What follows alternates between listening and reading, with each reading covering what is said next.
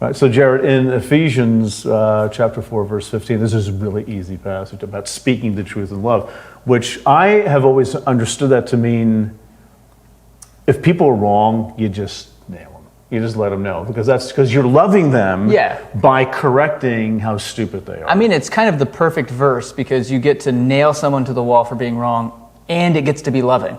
So that's right. Right. So God's happy with exactly. you. Right? So, okay. Well, the context, I mean, again, we have to sort of take a step back. And if you think of context concentrically, meaning let's look at just right around the same passage, can we make sense of this in a different way? And immediately, just going back a few verses in Ephesians chapter 4, the first couple of verses, we have the same idea of Paul telling us to do something in love. But this time it's not speaking the truth, it's be completely humble, be patient, and bear with one another. So whatever we mean by speaking the truth in love, we can't detach it from being humble, being patient, and bearing with one another. So context. Right. So that's kind of the first thing. But I think the most revealing thing for me when I was studying this passage was understanding what does the Bible even mean by truth?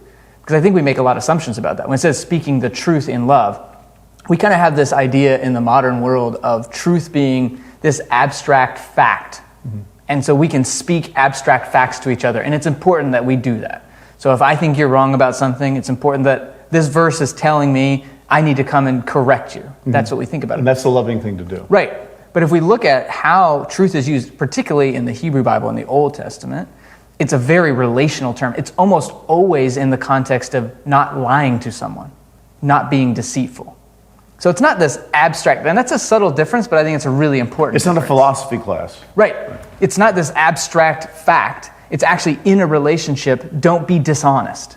That's what speaking the truth means in most of the biblical text. So it's a very relational term. And I think that's what's important to take away from Ephesians 4, is speaking the truth in love is about being honest with each other in a relationship. And maybe tell me how you feel about this. In the context, like in Ephesians, it seems to be like breaking down the wall of hostility between Jewish and Gentile groups of people who are believers in Jesus. So that may have something to do with it as well. Like, listen, let's just act towards each other in love. And the truth, I love that. The truth part is, it's relational. It's not an abstract.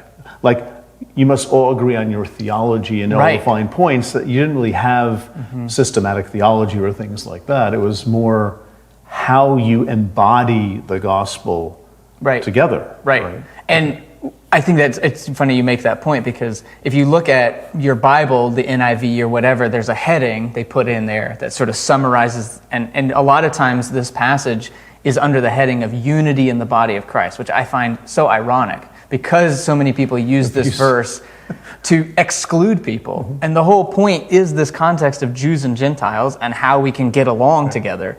And right there is the verse we weaponize the most. But because, true unity is agreeing on uniformity. These 40 points of doctrine. And by the way, we're not knocking the idea of doctrine, but the question is whether this passage is about that at all. And the place of doctrine in the Christian life.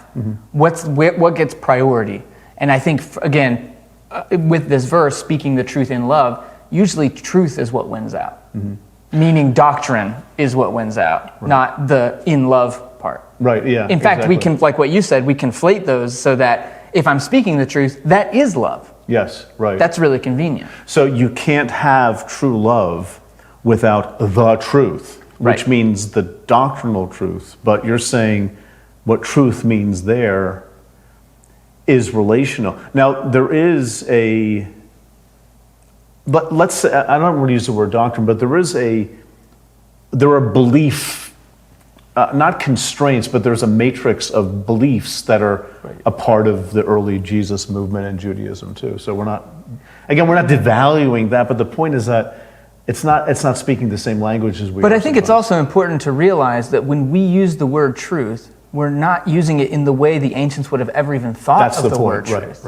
It's not the same thing. So we think of truth as this mental assent to an abstract idea, to a sentence, Do you believe that Jesus was raised from the dead? It's this abstract thing that doesn't have to affect my life. It could just be do you believe that that was a historically accurate thing that happened? But in the Bible, we have to realize that's not how history was thought of. That's not how truth was thought of. Right. And again, if you trace back how the word is actually used in the Bible, it's like putting a square peg in a round hole to make it mean an abstract doctrine that we subscribe to. Right. It's almost always in the context of two people's relationship with one another. So you can have the abstract truth down, but not have the truth Right. the way Ephesians and other parts of the Bible are Right.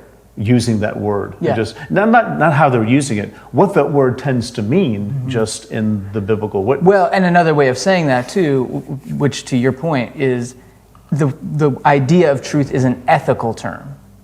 Yes. Just as much as a relational term. For us, we think of it as an intellectual term. But in the ancient world, it was an ethical term, meaning the truthness is about whether I'm being straightforward with you. Right. And I think that's more important than, again, if we're trying to read Paul and what Paul is saying in Ephesians 4, it is in the context of, are we treating each other ethically and morally upstanding? Are we loving each other well? Not this split we've made between, you have to choose between telling the truth and being loving. Right. And so, I mean, it's interesting because then you can tie this idea of truth to another word like righteousness, which is not an abstract concept, but it's doing right by the other person. Right. And that in other words, it's interesting, you connect righteousness with truth.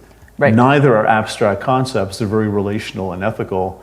Now, there is an abstract truth idea in the Right. world, right? But Exactly. the question is, we favor that, right? Right. And the biblical writers may not be. No, and again, that's not saying there's anything wrong with it. I think it's really good that we've been able to come to this idea of truth in this abstract sense, but then to put that back on the Bible and say that that's the only way to see it and that should impact how we live our life because that's how the Bible said it, I think is wrong-headed. Okay. Because that's not how the Bible... Again, we talk about this with all these other things. We can't go back. Right. We can't go back to a world where truth doesn't have that.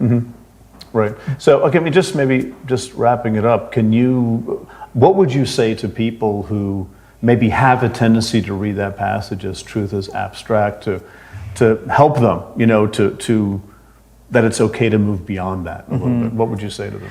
Yeah, I mean, again, I think first of all, well, there's two things. One, we have to see it relationally. And I think what that does is puts the emphasis on the relationship. And then within that, we have to ask what are other things that we need to be doing in love.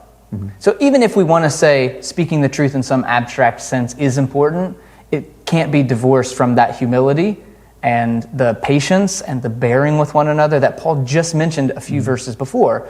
And with that, I think for me, the key is when we say humility, I think we have to put in there not conflating our opinion with the truth that Paul talks about in Ephesians 4. Right. If I'm truly humble, I'm going to recognize that what I'm speaking to you in love is my opinion, not, quote, the truth, Right. And if as though people I possess that. And if people are struggling with, let's say, points of doctrine, that doesn't mean they therefore they don't get to be treated in love just because they don't have the truth, right? They may be struggling with something. Yeah. It really is maintaining the relational thing, even there. Well, and even practically, more kind of pastorally, I think for me the implication is how are we earning the right to speak into people's lives? Right. Because that's usually what it is that I get to just parachute in, I don't know you from my next door neighbor, I don't know you at all, and yet I'm now have this moral obligation to tell you all the ways that you're wrong. I think that's backward. How do we earn the right to tell people when we think that they're wrong in a relational sort of way? Yeah. And I think that comes from that patience, humility, bearing with one another. Like Paul in Galatians is really nasty, and I've known many people who have used that as a model of ministry. Like you got to just nail people, but Paul earned the right in the church that he sort the amount of sacrifice and commitment and investment. He had a relationship with them where harshness was something that was justified, let's say. So I think we can't rip that out of, again, we can't rip it out of a relational context to say, oh, now we get to just go drop truth bombs on everyone and be nasty to people and call that love.